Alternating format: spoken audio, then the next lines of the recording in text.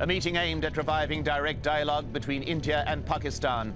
But what would it take to restore mutual trust between these two arch rivals? And is it possible to resolve the myriad of differences that keep them apart? This is Inside Story.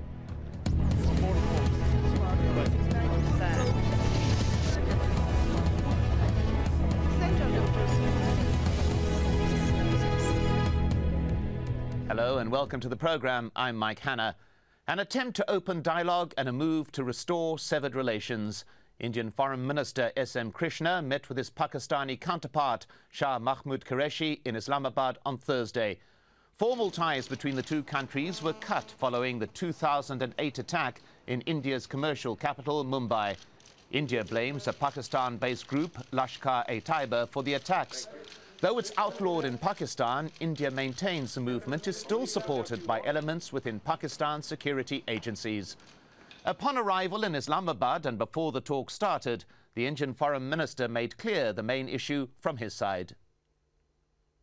I also look forward to receiving feedback on the issues raised by our Home Minister during his visit to Pakistan last month on our core concern of terrorism. Well, talks have been underway, and let's take a look at some of the many thorny issues between the two neighbours. First and foremost, security.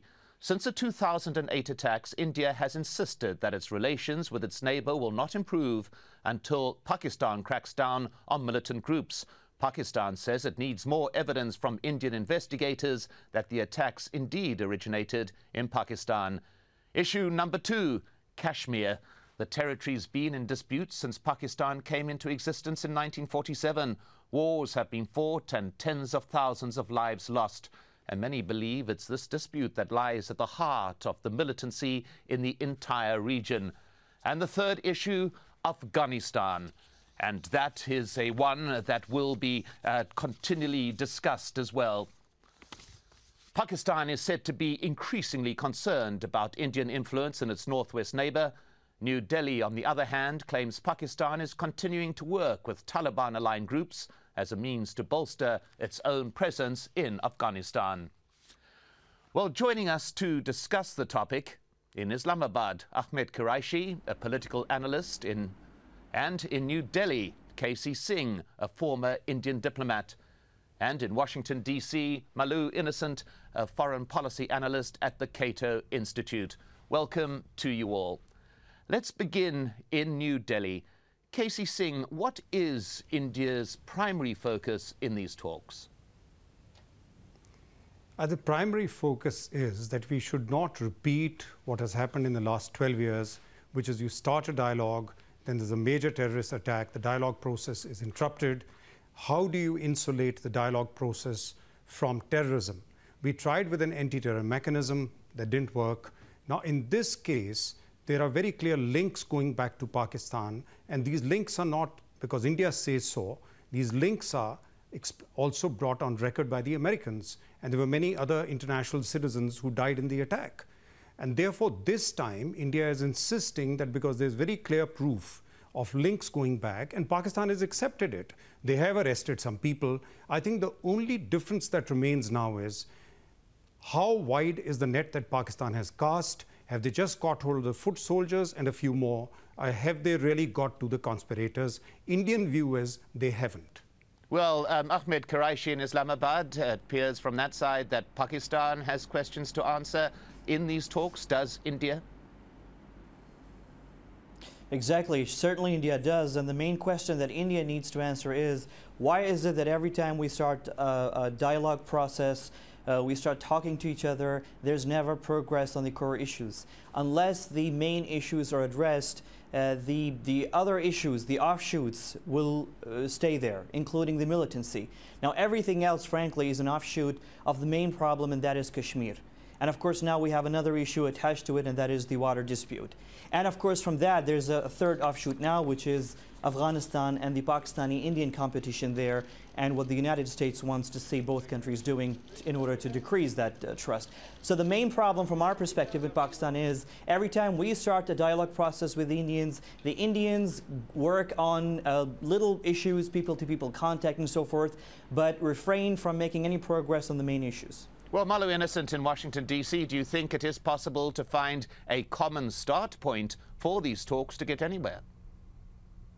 Well, I think that terrorism seeks to provoke a reaction, usually to derail the process, as both of the other speakers mentioned. And so going forward, if the governments in Islamabad and New Delhi are committed to some sort of peace in this region, then they'll have to move independent of these indigenous organizations and militia movements if they are committed to talks. If they aren't committed to talks, then they can easily use any sort of provocation by an indigenous terrorist group as reason to cut off talks. And so it doesn't appear to me, at least, that until we get governments actually in these capitals to move forward on any substantive dialogue, that there'll be any peace in this region, because as Ahmed Karashi said earlier, there'll be always these little issues that'll be discussed, but none of the substantive broader issues. But we also have to consider that this is a hostility that's been bred over 6 decades. This isn't simply a fight over territory. It's very much a psychological issue. It's a religious issue. It's a cultural issue. So we can't really narrow it down to something that's completely political. Well, Ahmed Karashi in Islamabad nodding in agreement there. It does seem that there are so many issues. It is very difficult to fix onto something that can actually push this process. Mike, we have those issues that, of course, Malu correctly alluded to. We have cultural issues, religious issues. We have political issues going back to the independence of both Pakistan and India back in 1947. But I think both peoples, the Indians and the Pakistanis, have come to grips with those issues. We understand India is there. The Indians, by and large, understand that Pakistan is there. They'll have to live with Pakistan. Now, the main issues really comes down to not really building trust, not people-to-people contact. We have that. Pakistanis and the Indians, the ordinary people, do not want to fight each other. But we know that we have some serious problems. We have to deal with these problems. And for quite a long time, we've been suspecting that the Indian government, not the people, the Indian government has been using little excuses, the militancy, the Lashkar-e-Taiba group, Kashmir, little issues in order to delay resolution to the larger, broader issues. Well, Casey Singh, do you see these as excuses, or do you see what has just been mentioned as primary issues that have got to be resolved? I see this as a serious case of denial. If you see what President Musharraf, the former dictator of Pakistan, has been saying from London, you see the former foreign minister, they have publicly said that actually through the back channel, the progress, even on the settlement of the Kashmir issue, the proposal made by President Musharraf himself, that let's make the borders irrelevant, and that is the way to move forward, greater trade across a line of control, people-to-people contact across the line of control, etc. Now, suddenly the new government comes in and they said, we are not even aware of those proposals. Now, firstly, let Pakistan determine that when someone who is in charge running Pakistan comes to an understanding with a neighboring country, just because he's pushed out, the next government should not start from the beginning because it thinks the previous person was wrong. How do you engage a country? Secondly, when you say that little issues, Lashkar-e-Taiba, it is not a little issue. David Headley, who's in American custody, who turned out to be the person who had done the recce in India, in his confessions to the Americans and to us now, has given such a plethora of details of the people he met in government and non-governmental positions, the top levels of Lashkar-e-Taiba, and the kind of recce they did in India, that it was a planned conspiracy of an immense nature. I don't think it's a little issue, and we are a democracy. No government can conduct a dialogue if there is an act like the Bombay Act, which went on for 2 days, seen on the television with more than multiple hundreds of people killed and multiples injured, and the brutality of the act and the denial in which Pakistan lived, saying they are not Pakistanis, we are not even aware of it, and then incrementally they accepted it. I think that is what influenced Indian public opinion and then starts influencing the Indian government. It's not just a little thing. Well, Malu Innocent in Washington, D.C., we had the mention of David Coleman Headley, a man who has been captured, apparently interrogated, the information passed on to India, and he has implicated, allegedly, the involvement of the ISI, the Pakistan Security Agency, in organizing those Mumbai attacks. Now, these are very serious issues indeed. We heard reference there to a change of government in Pakistan, a civilian government, yes, as I mean, opposed they are to in the sense that I don't think anyone would say one. that Mumbai attack was a small issue at all. I think what we're talking about essentially is the sort of the nitty-gritty of how you actually have more soft borders and economic integration within Kashmir, and whether or not those smaller issues can bring about a greater peace. But I think the problem with both India and in Pakistan is that both governments aren't speaking with one voice. There are those who are more hawkish on one side and those who are more dovish, and also you have a military apparatus, especially within Pakistan, that acts independent of the political leaders. So that sort of creates another problem for Indian leaders in the sense that they don't know who to listen to or who's actually creating policy there. Well, Ahmed Quraishi in Islamabad, help us with that particular point. Is there a division in lines of control within Pakistan? Is there a split? Now you have a civilian government between those in political power and those in the military? Mike, I was just smiling when Mr. Singh referred to Mr. Musharraf and his proposals, and then he moved on to the Mumbai attack. Let me just tell you that Mr. Musharraf bent backwards and he gave unprecedented concessions, something that the Pakistanis were aghast at. They were surprised at the concessions that Mr. Musharraf gave to India back in 2006. That was a full 2 years before the Mumbai attacks. What happened? Mr. Musharraf was even dubbed as a traitor inside Pakistan for the kind of concessions. He even agreed for the first time in 60 years to move away from the UN resolutions in Kashmir and find a bilateral solution. What happened? What did India do in return? India stonewalled. India was not ready to move on with his ideas. They liked what he said, but somehow, for some reason, I don't know, Mr. Singh might be able to throw more light on that, India stonewalled and did not move on those very, very dramatic proposals that Mr. Musharraf came up with to resolve Kashmir. Now move on to 2008, when Mr. Musharraf was almost out of power. It suddenly occurred to New Delhi that Mr. Musharraf's ideas and solutions actually were perfect. So now, in the past couple of months, we heard that through the back channel diplomacy, Indian officials have been trying to feel out the Pakistanis and see whether the current government would actually go back to the proposals that Mr. Musharraf came up with. Now, whether the Pakistani current government does it or not, that's beside the point. The main point is why India is so fond of wasting opportunities. We've been through this for the past almost 40 years, beginning from 1950. We've had many, many opportunities to resolve Kashmir. Really, we were not supposed to go to so many wars as we did. But every time somebody from Pakistan sides, and we are a smaller country compared to India, and we are giving concessions, Mr. Musharraf risked his life. He was dubbed a traitor. He has to live outside Pakistan right now, mainly because he's seen as somebody who's really compromised on several issues, including Kashmir, mainly on Kashmir. Well, let's put that to Casey Singh in a moment. But what I'd like just to stay with Ahmed Quraishi is my original question.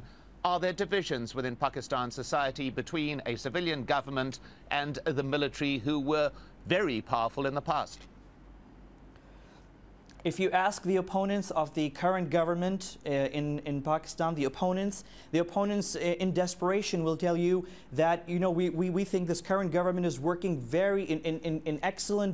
an excellent working relationship with the Pakistani military, with the Pakistani intelligence. As you know, Pakistan has a very dirty political culture, and very often the parties in opposition try to approach the military to sort of pull the legs of the government in power. But this time around, for the first time, thanks most probably to the policy of the current Army Chief, General Ashfaq Kayani, the military and the intelligence are working really in sync with the current government on foreign affairs, relations with the United States, relations with China. So I don't think there's really much of that problem that Mr. Singh referred to. Sure, it might have happened before, but I don't think this problem exists right now. I think the current, they know who they want to talk to. They've been trying for the past few weeks and months. As I just told you that several Indian officials, very senior Indian officials, privately approached some key figures in the current Pakistani government and tried to sort of find out if the current government would go back to the proposals that Mr. Well, let's hear from Casey. Let's hear from Casey Singh at this particular point. Yes, we are hearing a harangue which is repetitive. Now, I think Mr. Quraishi is forgetting, he raised the question what happened in 2006. In the middle of 2006, we had the horrible train bombings in Mumbai. I was at the end of 2006 with a prime minister in Cuba for the non-aligned movement, and that is where the anti-terror mechanism had to be created. Because for 6 months, the immensity of the attack through the train bombings, like the bombings in London and earlier in Madrid, was so immense that the public opinion in India was aroused. And to counter that, I remember President Musharraf and a prime minister walking in together to announce that there shall be an anti-terror mechanism. And that explains why the time was lost in 2006. By 2008, President Musharraf had himself become enfeebled because he had taken on the Lal Masjid, he had taken on domestic militancy, which had nothing to do with Kashmir, which had nothing to do with India. It had to do with the war that Pakistan had decided to fight with the Taliban on behalf of the Americans. That is something that Pakistan is doing on their own. It's not that India is asking, it is not Kashmir specific. Now, as far as the future is concerned, I think for God's sake, we have to realize that terrorism is now reaching the heartland of Pakistan. It's reached Lahore, it's reached the shrines like Data Sahib's shrine right in the middle of Lahore, and it is Barelvi. It is really a division between radical Islam, which is the Deobandi Islam, and Barelvi Islam, which I would imagine a majority of the people of Pakistan espouse. But then that part of Pakistan has to stand up and really face up to it and not be in constant denial and say everything has to do with Kashmir. Well, Malu Innocent in Washington, D.C., your response to those particular points that Pakistan is becoming in certain areas a hotbed of militancy, which is a threat to the region as a whole. Well, I think it's experiencing a little bit of blowback similar to what the United States experienced on 9/11, simply because of the Mujahideen groups that we sponsored in the 1980s, but I won't rehash that as everyone already knows the history of that.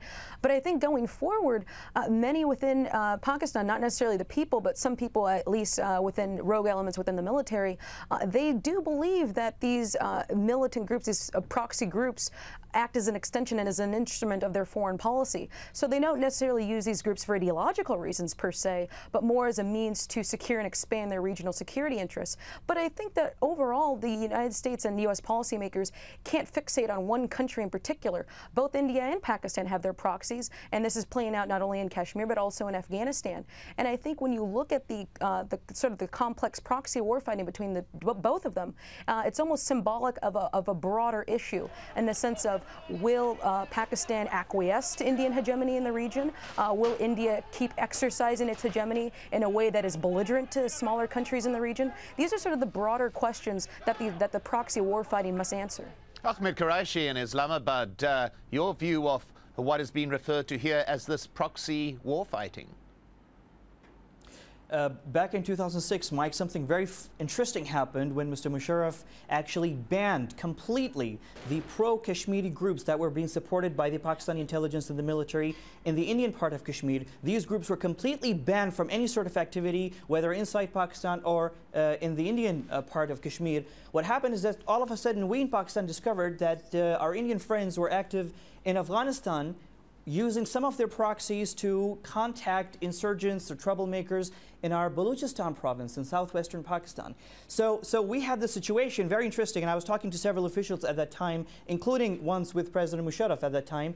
What happened is that on the one hand, Mr. Musharraf was taking these risks, really, alienating his own people, his own military, his own intelligence to give concessions to India on Kashmir, and on the other hand, suddenly his own intelligence people came up with information, some of it very reliable, and that was shared with Admiral Mike Mullen and U.S. officials as well, showing Indian contacts with terrorists or insurgents in southwestern Pakistan. I'm just giving you this example just to show you that it's not always, things don't have a certain depth that sometimes escapes us when we're discussing these things. Well, now, once again, if we can just go to, at this particular point though, and follow up to you, Ahmed, and that is the point that you made there, that some movements at Lashkar in particular has been outlawed. However, we have had the founder of that movement, Hafiz Saeed.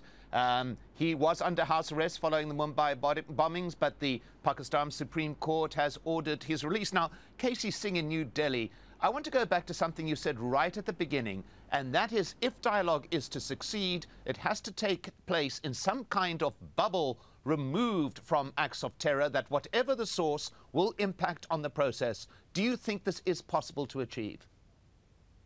I think this is precisely what the two foreign ministers are attempting. Also, what our Home Minister 3 weeks ago had gone for a SARC meeting to Islamabad, try to create a structure and see whether this can be done.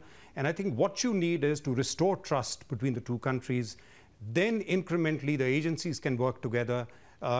Feeling in Pakistan that Indian role in Afghanistan has been detrimental to their interests, we have addressed it and we need to address it, and I think Pakistan's realizing it. They've charged it in the past that we've got 20 consulates, it came down to 15 consulates, now they concede they're only 4. So if there is any such feeling in Pakistan, it needs to be removed. But that has never got the endorsement from Washington. Washington has never endorsed the Pakistani charge. Be that as it may, I think we need to restore trust.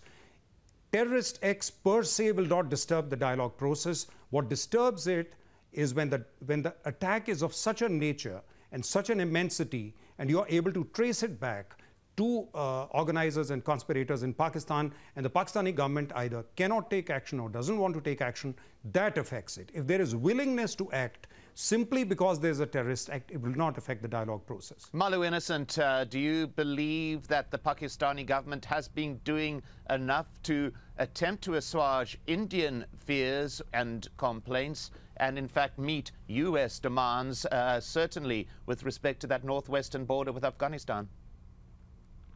I think they have tried, but I do sense a bit of reluctance for very justifiable reasons, particularly toward the United States. I mean, we have a very tumultuous history between Washington and Islamabad, where you see during the Cold War, the United States repeatedly abrogated defense commitments it promised to Islamabad. And so overall, I think you see that there's a huge reluctance on the part of both the Pakistani military and civilian leaders to really offer up any sort of a substantive commitment to U.S. aims, particularly since as a result of the U.S. occupation and NATO-led occupation of Afghanistan, there's been a deeper Indian involvement and sort of an expansion in the western flank of essentially being sandwiched by a demographically, economically, and militarily more powerful enemy. And so I think overall there's a great deal of skepticism and a great deal of sort of this trust deficit. So I think that even though Pakistanis do want to cooperate, they're not necessarily really sure exactly what our motivations are. Well, Ahmed Quraishi in Islamabad, I wonder if there's any point at which you could reach agreement with KC Singh about that issue of creating a process almost within a bubble, one which is not derailed by acts of terror from whatever side. Is that possible? It is possible. It will require a change of mindset in New Delhi. I was just checking Jazeera.net a few minutes back, and there's a story on your website that says one of the local Indian intelligence agencies reporting to the federal Indian government reported that the current situation, the security situation on the ground in the Indian part of Kashmir is completely indigenous and has to do with the Indian mishandling of the situation there. And ISI, and that was the quote, the ISI has nothing to do and has no involvement in the current trouble in the Indian part of Kashmir. This is one Indian agency out of many. The Indian government needs to develop this mindset that there are some indigenous problems also with regards to Kashmir. It is not all Pakistan provoked. We are not are there indigenous problems within Pakistan as well? Is there a commonality in that? Absolutely they are, but the Indians are worsening that situation by not resolving the problems. You don't resolve problems. Lashkar-e-Taiba has many Kashmiris within that group. Now, even if Pakistan really clamps down on them, and we've seen Mr. Musharraf very honestly do that, you will still have Kashmiris who want to, for justifiable reasons, would want to act because they feel, they perceive injustice done to them, to their territory, and they will act. And the only party that can really resolve that problem is India. It's the bigger country. We are a much smaller country than India. India can move and can restore trust. We cannot wipe off India off the face of geography. India can. We are a smaller country compared to India. So it is really in India's hand. Well, really, at this point, that is where we've got to end the discussion. Thank you so much to all of you. Ahmed Quraishi in Islamabad, KC Singh in New Delhi, and Malu Innocent in Washington, D.C. And thank you so much for joining us here on this edition of Inside Story. We welcome your comments and suggestions. Please email them to us at insidestory@aljazeera.net. I'm Mike Hanna. Goodbye for now.